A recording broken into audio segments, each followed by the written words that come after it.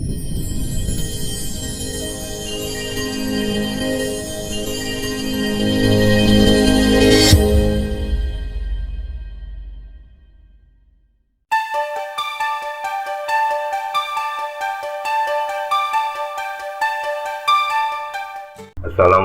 warahmatullahi wabarakatuh.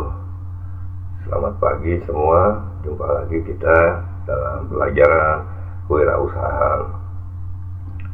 Pelajaran kewirausahaan hari ini adalah tentang perekrutan dan penempatan SDM atau sumber daya manusia pada perusahaan. Kenapa kita bahas tentang ini? Karena apabila kalian suatu saat nanti menjadi seorang wirausahawan, memiliki perusahaan, kalian tentu saja harus memiliki karyawan yang berkualitas, karyawan yang mampu mengemban tugas dengan baik. Untuk mendapat karyawan yang berkualitas dan mampu mengemban tugas dengan baik, tentu saja harus melewati beberapa seleksi ya. Tentang perekrutan juga harus tepat penempatannya ada di mana supaya sesuai dengan kemampuan karyawan itu sendiri. Baiklah, kita mulai pelajaran kita tentang perekrutan dan penempatan SDM atau sumber daya manusia pada perusahaan.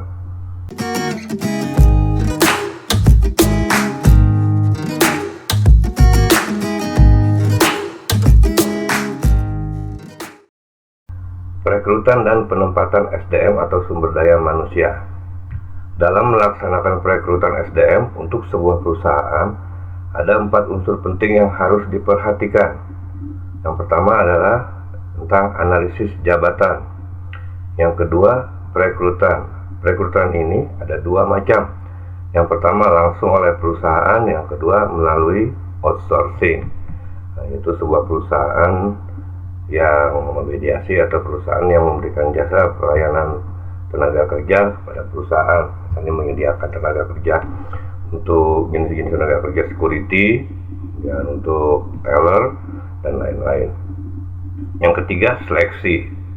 Yang keempat, promosi, rotasi, demosi, dan PHK. Analisis jabatan.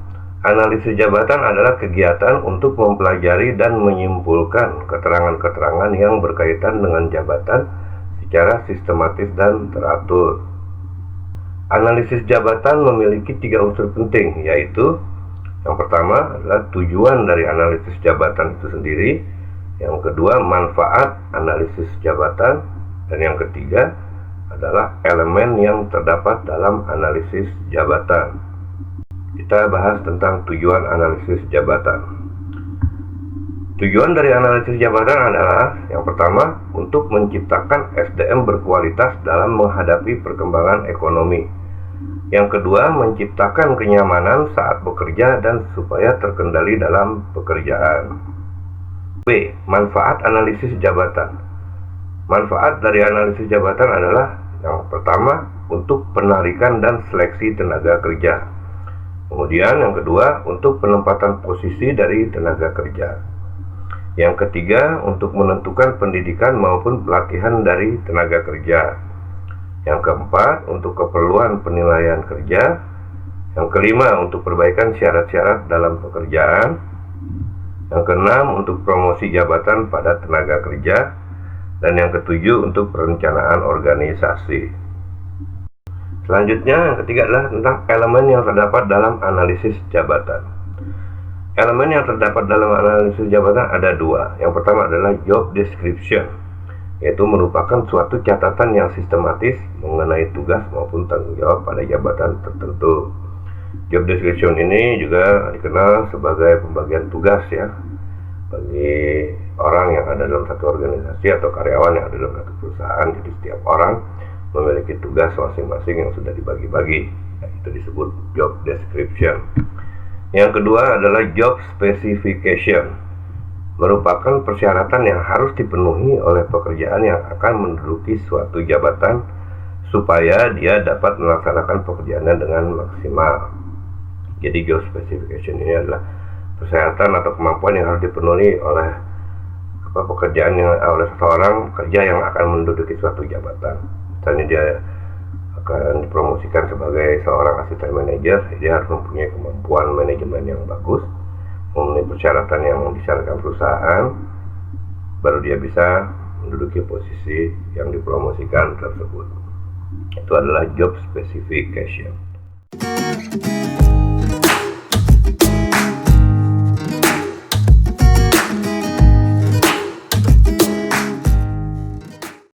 Kemudian yang kedua adalah tentang perekrutan atau rekrutmen. Perekrutan karyawan ini ada dua macam ya. Yang pertama adalah perekrutan langsung oleh perusahaan, dan yang kedua adalah perekrutan melalui outsourcing. Yang pertama akan kita bahas tentang perekrutan langsung oleh perusahaan. Perekrutan langsung oleh perusahaan ini adalah yang pertama, pemanggilan untuk tes kerja sampai taraf interview atau wawancara dilakukan langsung oleh perusahaan yang membutuhkan. Biasanya perusahaan diwakili oleh divisi kepegawaian atau HRD, yaitu Human Resource Development. Yaitu artinya divisi yang memang membawahi bidang kepegawaian dalam sebuah perusahaan. Nah, biasanya dia yang panggil karyawan yang mau dites, kemudian diinterview, dilakukan uji psikotes dan lain-lain. Kemudian apabila dia dinyatakan lulus, nanti kontrak kerja apabila diterima juga dilakukan langsung dengan perusahaan yang merekrut. Artinya kalau calon pegawai ini setelah lulus tes yang dia laksanakan, nanti dia akan diajukan atau akan akan melakukan kontrak kerja dengan perusahaan. Nah, kontrak kerja ini langsung dengan pihak perusahaan. Kemudian yang ketiga, pembayaran gaji juga diberikan langsung oleh perusahaan, baik melalui transfer rekening atau diberikan langsung ke karyawan.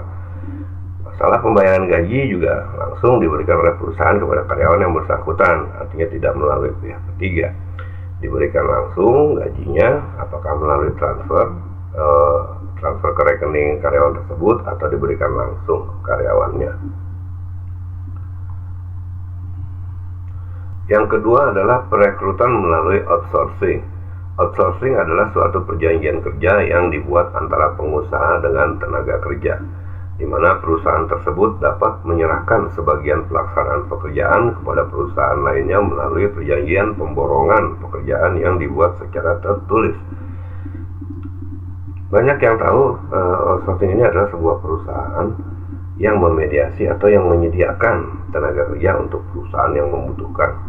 Biasanya tenaga kerja yang jasa tenaga kerja yang disediakan outsourcing itu meliputi tenaga kerja security yang paling banyak ya. Ada juga tenaga kerja seperti misalnya customer service atau kemudian cleaning service, juga teller untuk bank. Outsourcing ini menyeleksi calon karyawan yang dibutuhkan oleh sebuah perusahaan, karena perusahaan itu tidak mau melaksanakan penyeleksian atau perekrutan karyawan itu sendiri. Jadi mereka menyerahkan proses seleksi, rekrutmen dan lain-lain kepada sebuah perusahaan yang disebut outsourcing. Nantinya apabila karyawan ini diterima, kemudian karyawan itu tidak melakukan perjanjian kerjasama atau kontrak dengan perusahaan yang membutuhkannya, tetapi dia melakukan kontrak dengan perusahaan outsourcing tersebut, sehingga segala sesuatunya, tanggung jawab, hak, kewajiban, serta resikonya itu nanti adalah berhubungan dengan perusahaan outsourcing tersebut. Jadi ada dua kontrak dalam hal ini. Yang pertama adalah kontrak antara perusahaan yang membutuhkan karyawan dengan pihak outsourcing atau dengan perusahaan outsourcing. Nah, kemudian pihak outsourcing tersebut akan membuat kontrak atau perjanjian kerjasama dengan calon karyawan yang akan bekerja di perusahaan yang membutuhkan. Jadi segala urusan antara karyawan itu nanti melalui pihak outsourcing, tidak langsung ke perusahaan. Jadi sementara perusahaan apabila merasa kurang puas dengan tenaga kerja tersebut, dia bisa melakukan komplain ke perusahaan outsourcing tersebut, nanti pihak outsourcing yang akan menindaklanjuti.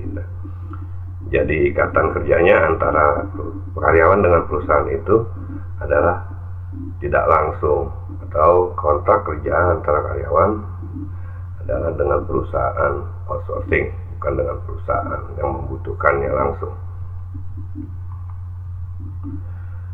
Mekanisme perekrutan. Mekanisme perekrutan ini ada dua macam. Yang pertama, perekrutan eksternal. Jadi perekrutan ini bisa melalui media iklan, ya misalnya media cetak, koran, majalah, atau lembaga pendidikan, dan lain-lain.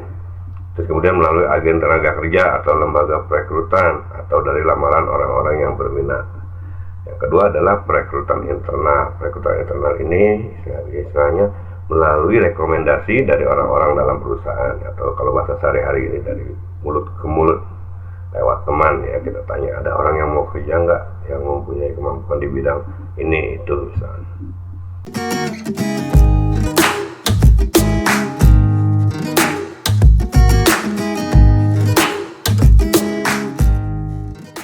Yang ketiga adalah seleksi. Seleksi ini adalah proses penyeleksian karyawan, adalah pemilihan karyawan melalui berbagai jenis tes. Jadi ada beberapa jenis-jenis tes untuk karyawan yang diperlukan atau dibutuhkan untuk sebuah perusahaan. Yang pertama adalah achievement test. Achievement test itu adalah untuk mengukur kesanggupan melaksanakan tugas. Yang kedua, aptitude test, yaitu tes yang dilakukan untuk mengetahui bakat seseorang nanti supaya cocok dalam pekerjaannya. Ketiga adalah intelligency test, yaitu tes yang dilakukan untuk mengetahui kecerdasan seseorang, sejauh apa orang itu memiliki daya tangkap supaya dia tidak menyulitkan nanti kalau diberikan pengarahan untuk melakukan pekerjaannya. Yang keempat adalah personality test, yaitu tes yang dilakukan untuk mengetahui kepribadian seseorang, bagaimana kepribadian seseorang, bagaimana artinya kejujurannya, kemudian keuletannya dan lain sebagainya. Kelima adalah psikotes. Psikotes ini umumnya sering kali dipergunakan oleh perusahaan untuk mengetes atau menyeleksi calon karyawan. Sama seperti poin 4 atau poin D, psikotes ini ditujukan untuk menilai kepribadian. Kemudian yang keenam adalah disebut Baum test atau tes grafis atau tree test. Ini adalah tes kepribadian yang dikembangkan oleh seorang ahli, yaitu Carl Koch namanya. Jadi peserta tes diminta untuk menggambar sebuah pohon. Nanti ketahuan tuh dari dia menggambar pohon itu kelihatan karakternya. Ya, karakter dia atau katakanlah kepribadian dia kelihatan dari cara dia menggambar pohon. Kalau dia gambar pohonnya bercabang-cabang, berliku-liku, mungkin orangnya rumit dan kurang jujur, banyak liku-likunya, banyak trik-triknya. Tapi kalau dia gambar pohonnya, misalnya pohonnya lurus, bagus, nah, secara psikologis mungkin bisa diperkirakan bahwa orang ini lurus-lurus saja, jujur, tidak macam-macam dan tidak aneh-aneh.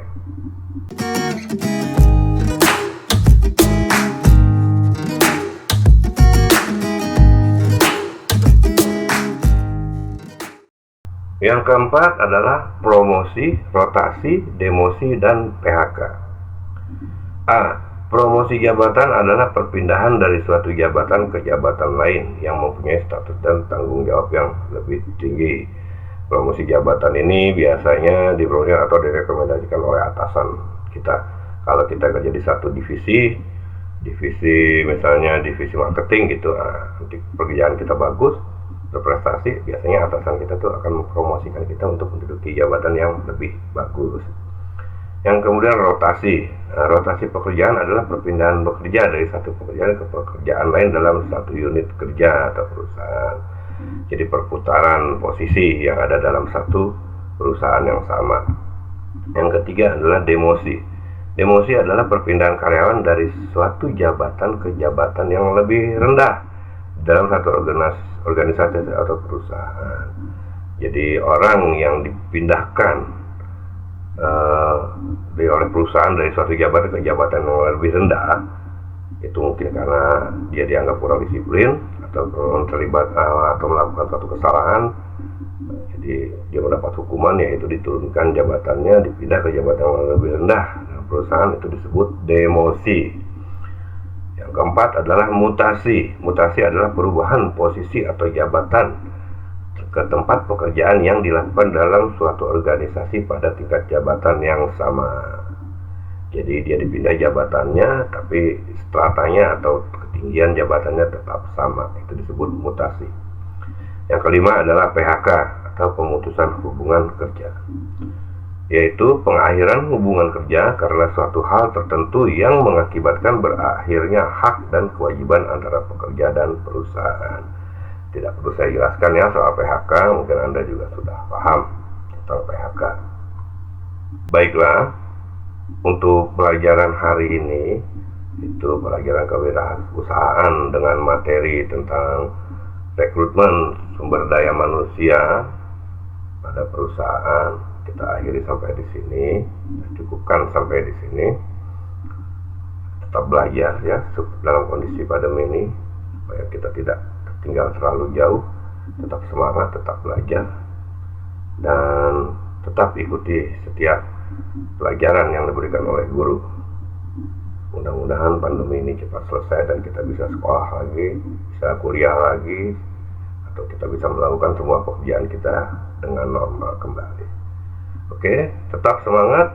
Wassalamualaikum warahmatullahi wabarakatuh.